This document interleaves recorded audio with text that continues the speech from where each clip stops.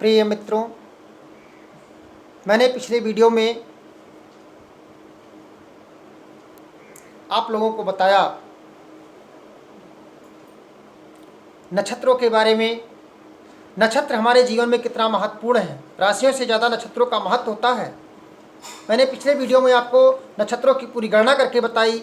नक्षत्रों के पूरा चैप्टर सहित एक एक विषय पर मैंने आपको दिखाने का प्रयास किया है, बताने का प्रयास किया है। अगर पिछला वीडियो नहीं देखा तो कुंडली बनाना आपके लिए, देखना आपके लिए असंभव होगा। बहुत महत्वपूर्ण है कुंडली नंबर, अनमोल ज्योतिष की 11वें नंबर की कुंडली जो 12वें नंबर की है, बहुत महत्वपूर्ण इंपॉर्टेंट चीज़ें इसमें। अगर वो नहीं देखा तो जीवन में कुंडली देखना समझ नहीं पाएंगे। अगर ये नहीं समझा तो समझ नहीं पाएंगे। अब विषय आता है, अभी कुछ नक्षत्रों के बारे में विषय बाकी रह गया है, ये समझ लेना आपके लिए बहुत ज़रूरी है। लेकिन हम आपको आज बताने वाले हैं कुछ चीज़ें बहुत महत्वपूर्ण है जो ज्योतिष कुंडली लिखने में बहुत महत्वपूर्ण होती है, जिसमें लग्न साधन, लग्न निकालने की विधि, चर साधन,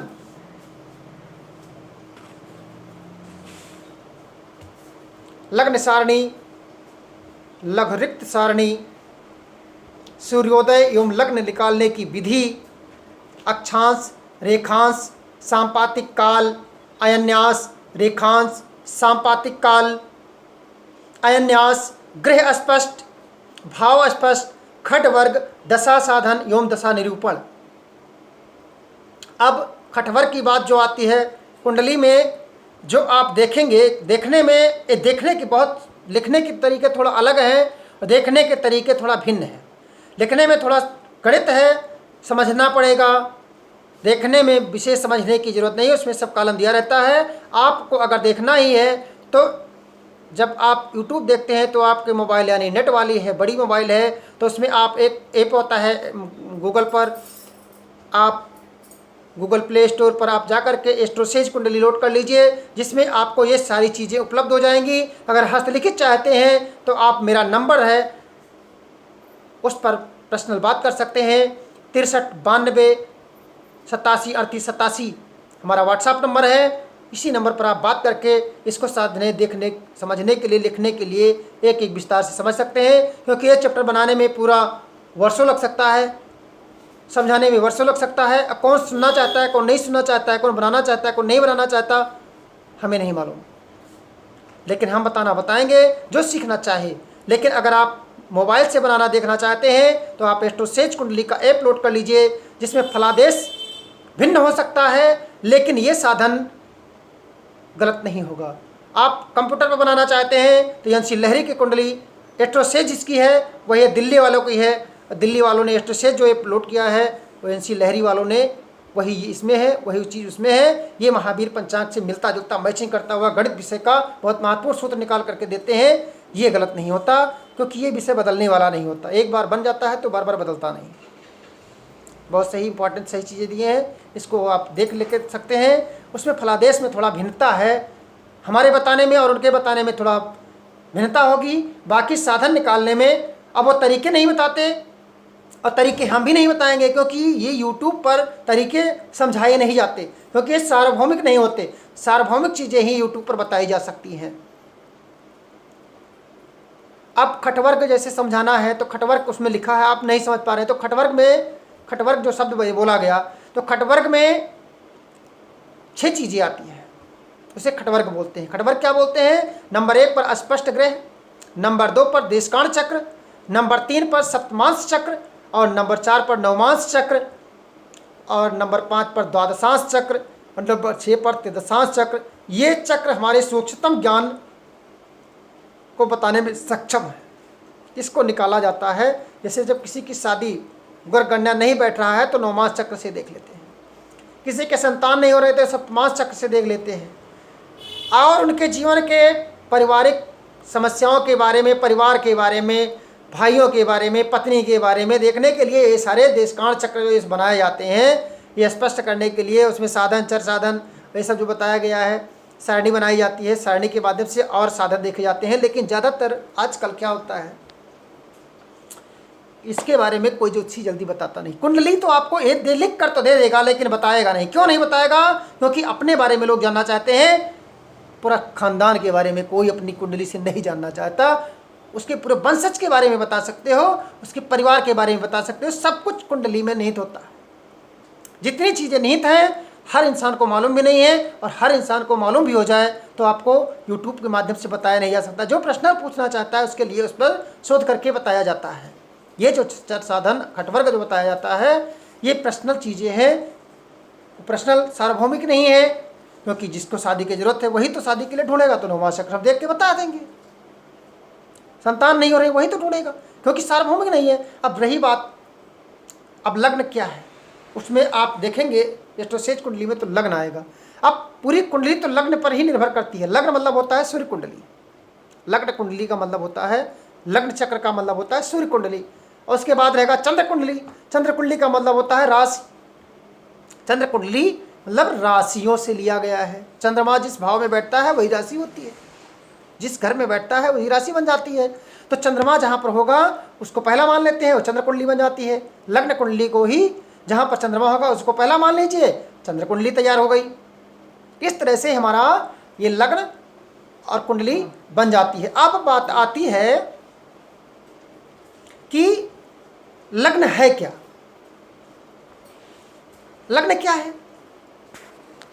लग्न कुंडली को बताने से पहले मैं आपको बताना चाहता हूं कि नक्षत्रों के बारे में अभी एक चीज बताना बाकी रह गई आपको, जिसमें विषोत्तरी महादशा आती है। पंचांग में आपको ये सारी चीजें दी ही हैं।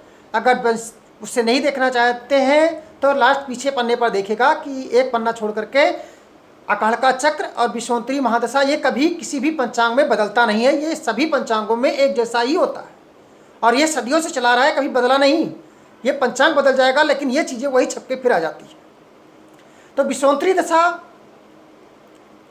नक्षत्रों के हिसाब से विषोत्तरी दशा, जिसमें जिस नक्षत्र लिखा रहता है उसमें नक्षत्रों के हिसाब से विषोत्तरी दशा निकाली जाती है। विषोत्तरी दशा आप अगर एस्ट्रोसेज कुंडली प्लॉट किए हैं तो उसमें विषोत्तरी दशा अपने आप आ जाती है। उसमें पारंपरिक कॉलम में जाएंगे, दशा जैसे देखेंगे उसमें आपका दशा लिख करके चैप्टर तारीख वाइज भाई पूरा अंतर्दशा पद्धति सब पूरा आ जाएगा। योगिनी दशा आगे दिया रहेगा, योगिनी दशा भी आ जाएगा। अब इसी से ही आपके ग्रह रोग धोग विचार उसमें कब तक रहेगा क्या है ये पंडित लोग देख करके बताते हैं। अब बात आती है कि विषोत्तरी दशा कैसे देखना है। पंचांग में आपके दिया हुआ है सूर्य 6 वर्ष, चंद्र 10 वर्ष, मंगल 7 वर्ष। मंगल के बाद में आता है राहु 18 वर्ष, गुरु 16 वर्ष, शनि 19 वर्ष, बुध 17 वर्ष, केतु 7 वर्ष और शुक्र 20 वर्ष। इस तरह से 120 वर्ष का एक चक्र बनता है, क्योंकि ज्योतिष शास्त्र मानता है कि एक मनुष्य की आयु वर्तमान में 120 वर्ष है।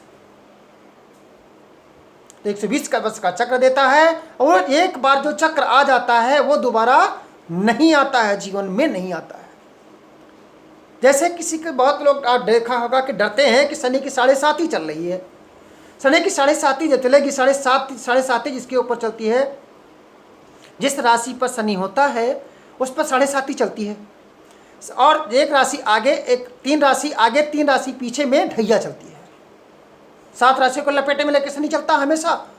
लेकिन 7.5 जिसके ऊपर चलती है उसमें 7.5 साल में मात्र शनि 100 दिन, सिर्फ 100 दिन परेशान करता है। अब 7.5 साल में 100 दिन कौन ऐसा व्यक्ति है कि जो परेशान न हुआ हो। अब शनि की 7.5 उतारने के लिए उपाय क्या करना है? सिर्फ वृद्धों की सेवा करना है, सिर्फ वृद्धों की सेवा करना।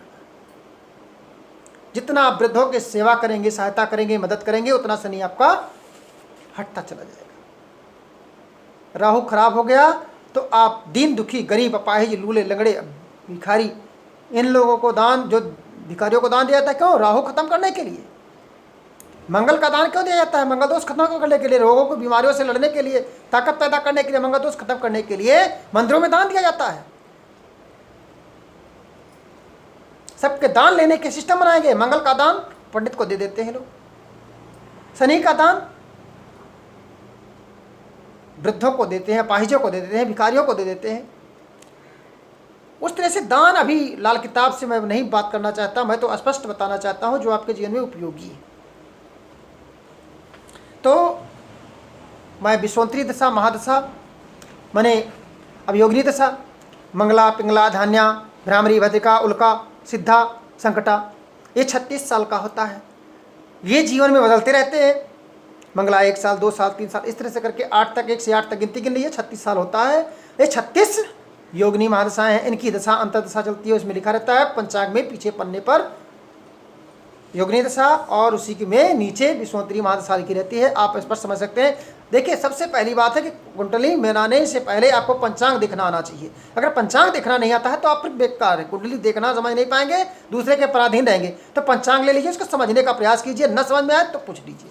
हर चीज़ें ज़बरदस्ती नहीं ठीसी जा सकती, उसकी ज़रूरत होती है। जितना भोजन करना चाहता है, भोजन बना तो रखा बहुत जाता है, लेकिन कितना कौन लेना चाहता है वो अपने हिसाब से तय करता है। थोड़ा बहुत बच भी जाता है, थोड़ा बहुत छूट भी जाता है। हर चीज़ें ना हम बता सकते हैं, ना हर चीज़ आप समझ सकते हैं, मैं जानता हूँ, फिर भी बताने का प्रयास किया जाता है। जो भंडारा करता है, भोजन खिलाता है, वो चाहता है कि मेरा फालतू नुकसान ना हो, लेकिन फिर भी थोड़ा पत्तल में छूट जाता है, कोई थोड़ा भूखा भी रह जाता है, कहीं ना कहीं होता है, चलता है। लेकिन जब बहुत ज़्यादा डिसबैलेंस होने लगेगा तो मामला डगमग होने लगेगा। तो आज में हम इसमें आपको यही बताने वाले थे। अब अगले चैप्टर में हम आपको लग्न का जो बात कर रहे थे, उसमें लग्न अगले चैप्टर में आप फिर देखिए।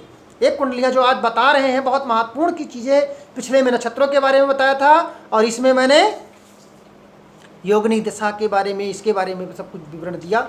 अब आगे हम लग्न, राशि, भाव, मार्गी, वर्गी के बारे में, कि मार्गी है कैसे है, इसके बारे में है, वक्री है क्या है, इसके बारे में हम आपको बताएंगे। आपको मैंने नक्षत्रों के बारे में बता दिया, सब कुछ स्पष्ट कर दिया है। अब ये चैप्टर आपके लिए आने वाला चैप्टर जो है वो कुंडली से बिल्कुल संबंधी है, इसको बताएंगे। उसमें हम आपको एक कुंडली में मेन पॉइंट छूट रहा था, इसलिए मैंने अगला चैप्टर बनाने की चेष्टा की है कि अगला चैप्टर बनाएंगे, उसमें आपको वार्गी मार्गी बता देंगे, लग्न राशि बता देंगे, और उसमें कारक कौन ग्रह किस राशि का कारक है, कौन किस ग्रह राशि का अकारक है, ये भी आपको समझना बहुत जरूरी है। कारक होगा मित्र होगा तभी फलदायक होगा, अकारक होगा तो फलदायक नहीं होगा, ये समझना बहुत जरूरी है। तो अगली चैप्टर देखने के लिए अगला आप वीडियो देखिए, उसमें आपको कारक अकारक, लग्न, राशि, मार्गी और ये सब चीज़ें उसमें अगले वीडियो में आपको दिखाई जाएंगी। तो आज के लिए सब धन्यवाद।